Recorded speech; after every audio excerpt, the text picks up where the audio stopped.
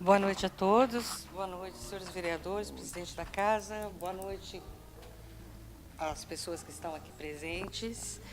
E boa noite ao pessoal de casa que está nos assistindo.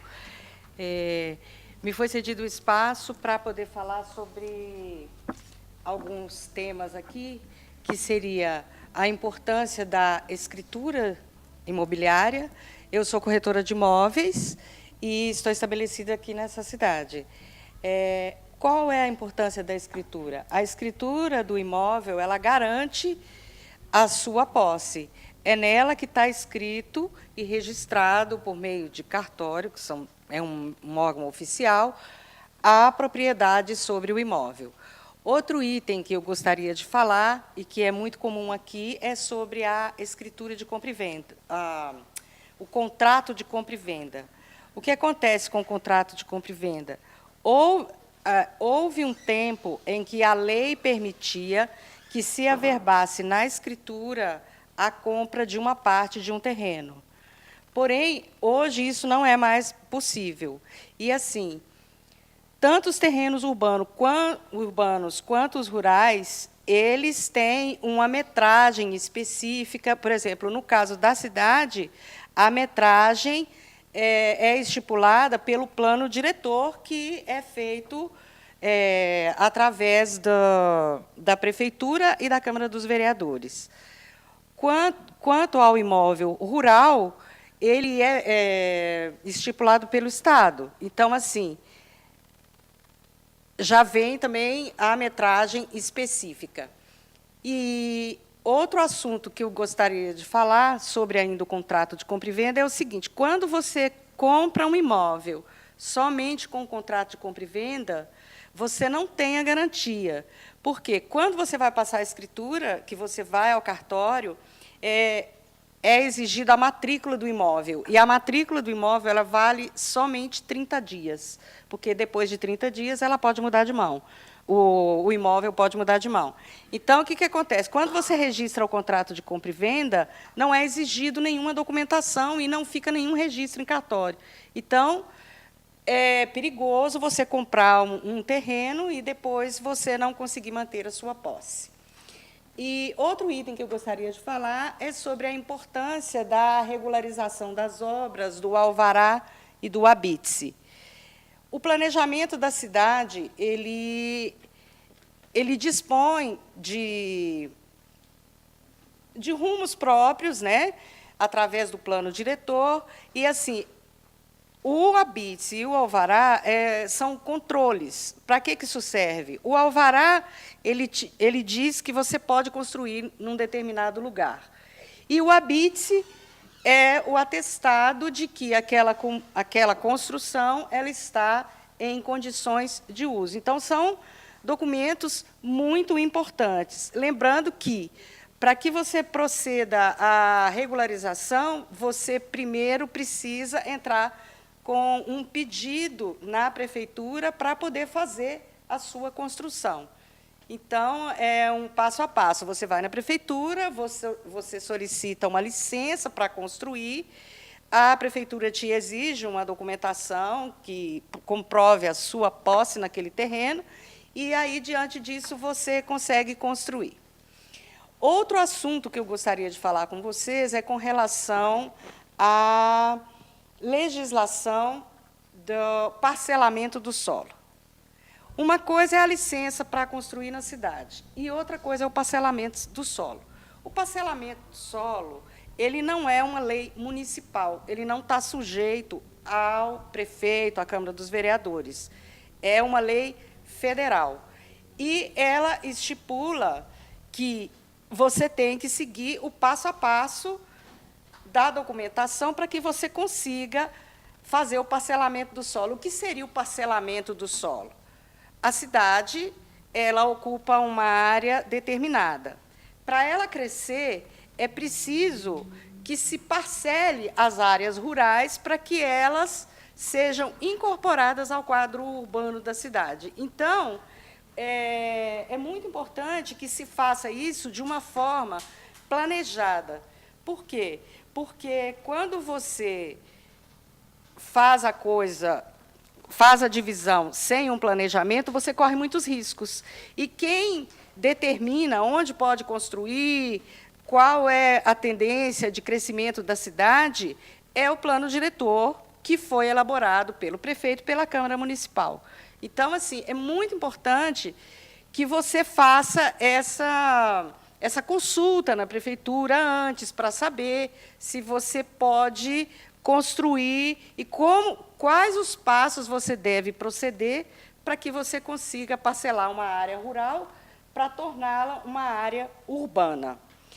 Quanto à documentação, existem alguns documentos que estão na Lei 6.766, que é uma lei federal de 19 de dezembro de 1979.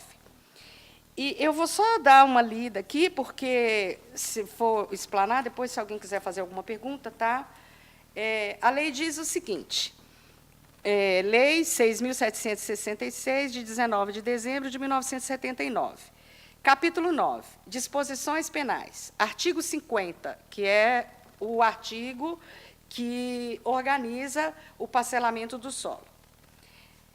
Constitui crime contra a administração pública dar início de qualquer modo ou efetuar loteamento ou desmembramento do solo para fins urbanos sem autorização do órgão público competente ou em desacordo com as disposições desta lei ou das normas pertinentes do Distrito Federal, estados e municípios.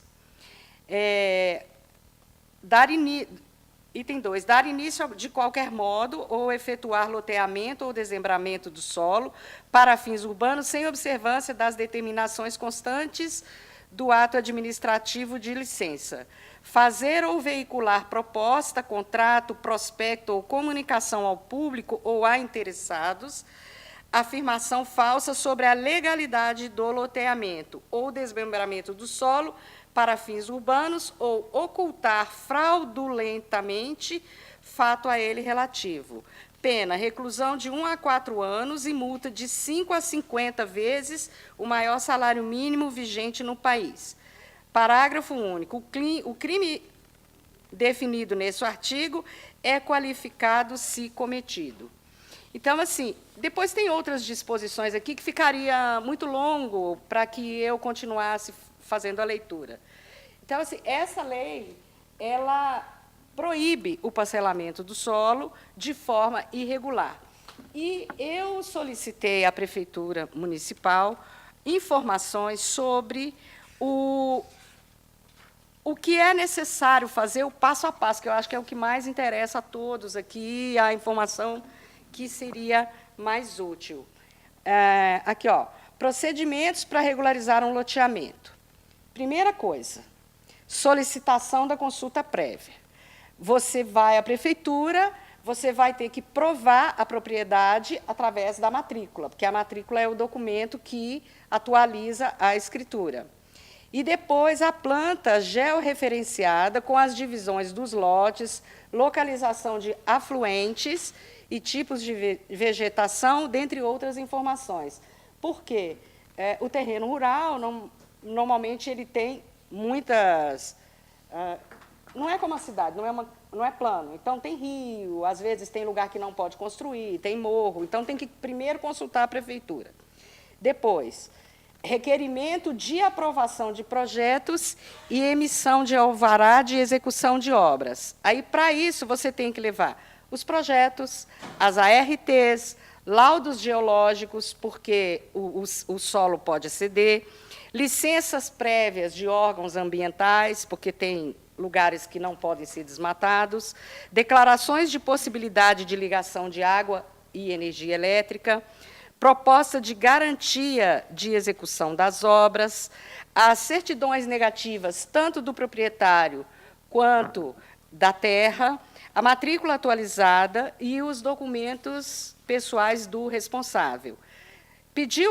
Solicitou a aprovação, você vai fazer um projeto para desmembrar aquela área, depois de todas essas licenças. Aí você leva de novo a matrícula, as certidões negativas, o projeto com a divisão certinha de todas as áreas e a comprovação de que vai ser possível abastecer água e energia elétrica. E um memorial descritivo, que é o que conta como tudo isso vai se proceder. Depois, que você fizer todo o trabalho no loteamento, você vai solicitar da prefeitura a certidão de conclusão da obra do loteamento. Aí, para isso, você vai comprovar as taxas que você pagou, o termo de recebimento das concessionárias de água, esgoto, iluminação pública, o termo de recebimento do órgão responsável pela vistoria ambiental e o laudo da firma executora atestando a qualidade da obra e que a mesma foi efetuada conforme os projetos apresentados. Então, assim,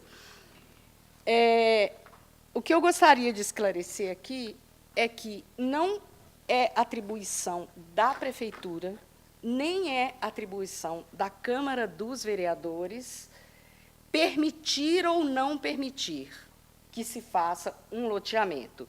Essa atribuição é uma lei federal. As punições são graves e são fiscalizadas. Agora, eu costumo dizer que a lei ela tem uma lógica. Por que isso? Se não houver um controle, um registro disso, fica muito difícil, porque o município ele não vive só do dinheiro que é arrecadado entre os munícipes, ele também recebe verbas.